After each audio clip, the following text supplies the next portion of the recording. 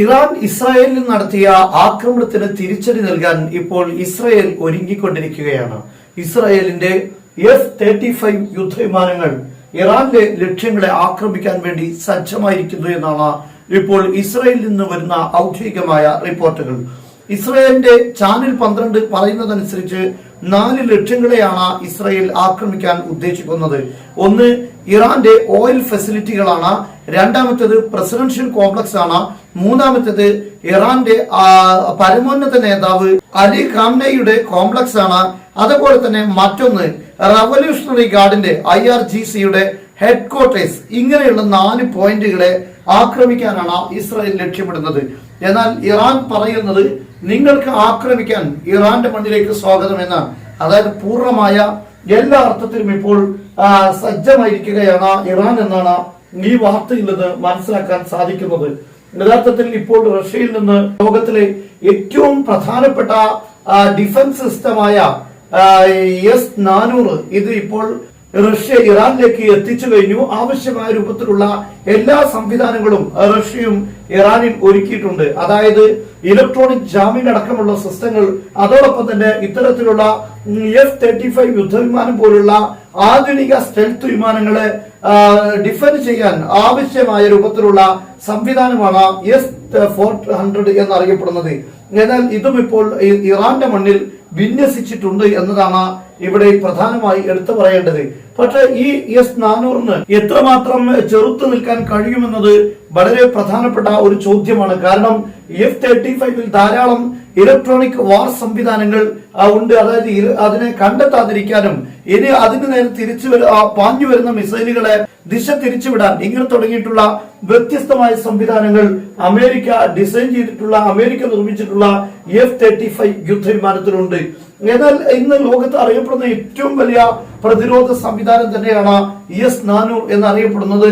ഈ S-400നെ ഈ F-35നെ ആക്രമിക്കാൻ സാധിക്കുമെന്നാണ് പറയപ്പെടുന്നത്. എങ്കിലും ഒരു നേരിട്ടുള്ള ആക്രമണം ഇപ്പോഴാണ്, അല്ലെങ്കിൽ നേരിട്ടുള്ള ഒരു ചെറുത്തുനിൽപ്പ് ഇപ്പോഴാണ് നമുക്ക് കാണാൻ പോകുന്നത്. എന്ത് സംഭവിക്കുമെന്ന് പറയേണ്ടിയിരിക്കുന്നു.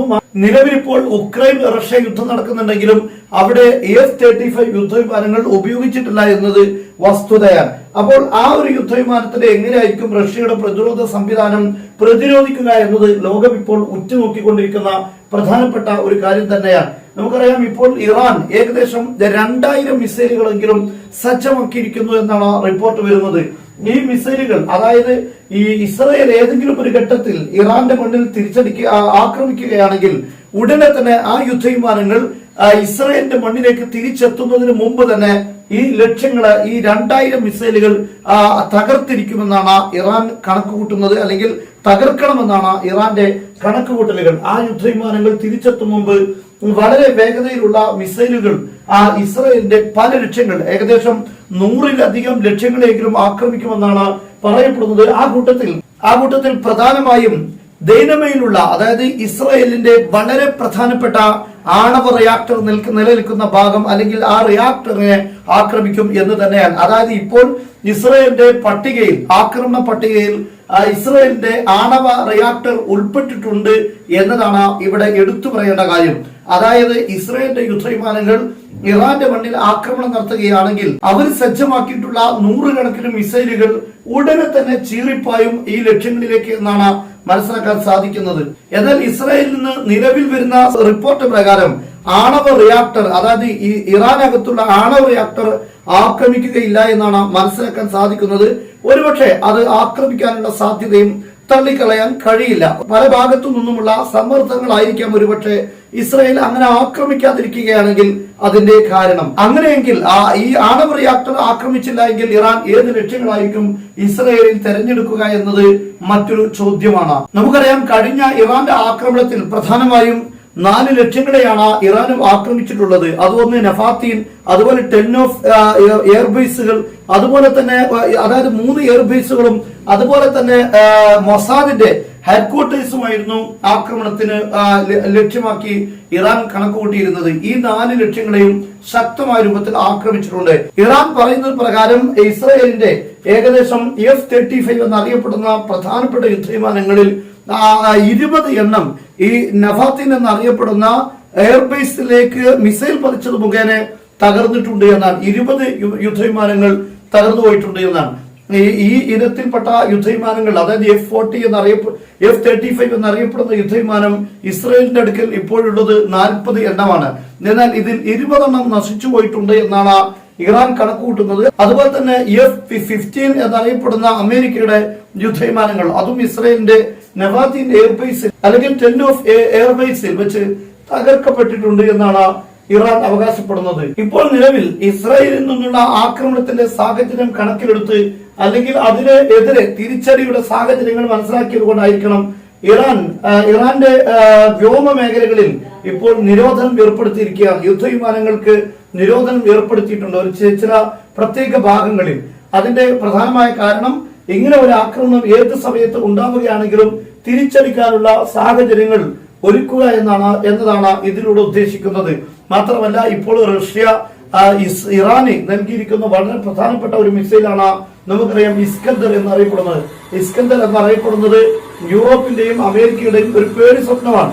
കാരണം 500 കിലോ വാറുകെട്ട് വഹിക്കാനുള്ള ശേഷിയുണ്ട് എന്ന് മാത്രമല്ല, ഇതിനെ പ്രതിരോധിക്കുക എന്നത് വളരെ സാഹസമുള്ള കാര്യമാണ്. കാരണം ഇത് ലക്ഷ്യത്തിലെത്തുന്നത് വരെ അതിന്റെ ലക്ഷ്യങ്ങളെ മാറ്റാൻ, അതിന് നിയന്ത്രിക്കാൻ സാധിക്കുമെന്നത് ഇതിന്റെ ഒരു പ്രത്യേകതയാണ്.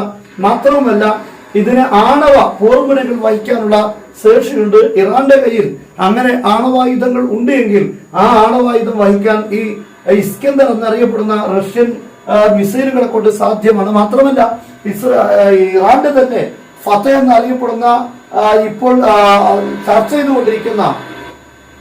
ഇപ്പോൾ ചർച്ച ചെയ്തുകൊണ്ടിരിക്കുന്ന ഹൈപ്പർസോണിക് മിസൈലുകൾക്കും ഇത് വഹിക്കാനുള്ള ശേഷിയുണ്ട് എന്നത് വളരെ പ്രധാനപ്പെട്ട ഒരു ചർച്ചയ്ക്ക് വിധേയമാകുന്ന കാര്യം തന്നെയാണ്.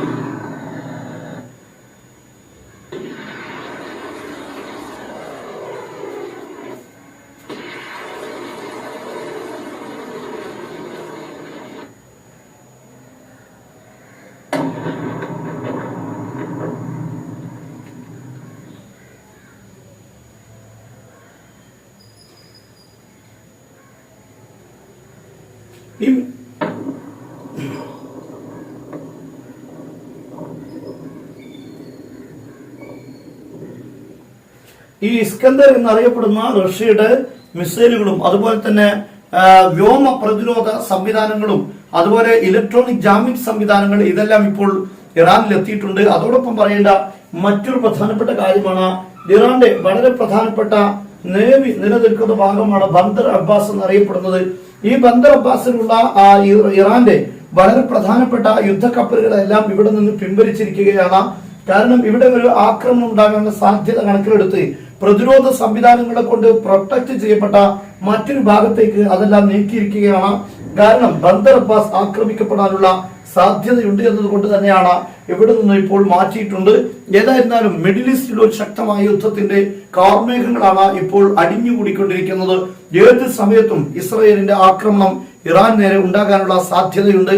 മാത്രമല്ല, ഇവിടെ എടുത്തു പറയേണ്ട കാര്യം, അമേരിക്കയും പൂർണ്ണമായി സഹകരിച്ചുകൊണ്ടാണ് ഇറാന് നേരെയുള്ള ഈ ആക്രമണത്തിന് ഒരുക്കം കൂട്ടിക്കൊണ്ടിരിക്കുന്നത്. അതിന്റെ പ്രധാനപ്പെട്ട കാരണം യഥാർത്ഥത്തിൽ ഇസ്രായേൽ എന്ന് പറയുന്നത് അമേരിക്കയുടെ ഒരു ബി എന്നറിയപ്പെടുന്ന ഒരു ബി ടീം എന്ന് പറഞ്ഞാൽ പറ്റില്ല, അമേരിക്കയുടെ മറ്റൊരു പാർട്ട് തന്നെയാണ്. പക്ഷെ നിയമപരമായ കാര്യങ്ങൾ ചെയ്യുക എന്നത് അമേരിക്കയും നിയമവിരുദ്ധമായ കാര്യങ്ങൾ ഇസ്രായേലിൽ എന്ന പേരിൽ അറിയപ്പെടുന്ന അമേരിക്കയും ചെയ്യുക എന്നതാണ് ഇപ്പോൾ നമുക്ക് മനസ്സിലാക്കാൻ സാധിക്കുന്നത്. കാരണം ലോക പോലീസ് അല്ലെങ്കിൽ സെറ്റ്കോം എന്നൊക്കെ പേരിൽ സെൻട്രൽ കമാൻഡ് എന്ന പേരിൽ അറിയപ്പെടുന്ന ഒരു രാഷ്ട്രം എന്ന നിലയിൽ അമേരിക്കക്ക് ലോക നിയമങ്ങൾ പാലിക്കേണ്ടതായി വരും. അതുകൊണ്ട് തന്നെ ഇഷ്ടാനുസരണം ഏത് രീതിയിലും ആക്രമിക്കുക എന്നത് അവിടെ സാധ്യമല്ല. അതുകൊണ്ട് തന്നെ ഇസ്രായേൽ എന്നറിയപ്പെടുന്ന ഒരു ഭാഗം നിർമ്മിച്ചുകൊണ്ട് ആ ഇസ്രായേൽ മുഖേന ഇത്തരം നിയമവിരുദ്ധമായ കാര്യങ്ങൾ ചെയ്യുക എന്നതാണ് ഇപ്പോൾ നമുക്ക് അമേരിക്ക തന്നെ ആ ഒരു പേരിലൂടെ ചെയ്യുക എന്നതാണ് ഇതിലൂടെ മനസ്സിലാക്കാൻ സാധിക്കുന്നത്. ഇത് കൂടുതലൊന്നും ചിന്തിക്കേണ്ട കാര്യമില്ല. നമുക്കറിയാം, ഇസ്രായേലിന്റെ ആയുധങ്ങളാണെങ്കിലും ആക്രമണങ്ങളാണെങ്കിലും അതിനുവേണ്ട പ്ലാനിങ്ങുകളാണെങ്കിലും ടെക്നോളജികളാണെങ്കിലും എല്ലാം അവതരിപ്പിക്കുന്നതും നൽകുന്നതും അമേരിക്ക തന്നെയാണ്. ഇപ്പോൾ ആക്രമണത്തിന് ഉപയോഗിക്കുന്ന ഏറ്റവും ലേറ്റസ്റ്റ് ആയിട്ടുള്ള യുദ്ധവിമാനങ്ങളെല്ലാം നിലനിൽക്കുന്നത് അമേരിക്കയുടെ യുദ്ധവിമാനങ്ങളെയാണ് ഇസ്രായേൽ ഉപയോഗിക്കുന്നത്. ഇറാനെ സംബന്ധിച്ചിടത്തോളം ഈ ഇറാന്റെ ആയുധങ്ങളെല്ലാം ഇറാൻ തന്നെ നിർമ്മിച്ചതാണ്. ആക്രമണത്തിന് ഉപയോഗിക്കുന്ന മിസൈലുകളെല്ലാം അത് ഇറാൻ നിർമ്മിതമാണ്. നേരെ മറിച്ച് ഇസ്രായേലിനെ സംബന്ധിച്ചിടത്തോളം ഈ ആയുധങ്ങളെല്ലാം അമേരിക്കയുടേതാണ്. യുദ്ധവിമാനങ്ങളാണെങ്കിലും മാത്രമല്ല, അതോടൊപ്പം തന്നെ മറ്റുള്ള എല്ലാ സംവിധാനങ്ങളും അവരുപയോഗിക്കുന്ന ഓരോ മിസൈലുകളും ചെറുതും വലുതും അത് അമേരിക്ക നിർമ്മിച്ചതും അമേരിക്ക ഇങ്ങോട്ട് എത്തിച്ചുകൊണ്ടിരിക്കുന്നതുമാണ് എന്നത് വസ്തുതയാണ്.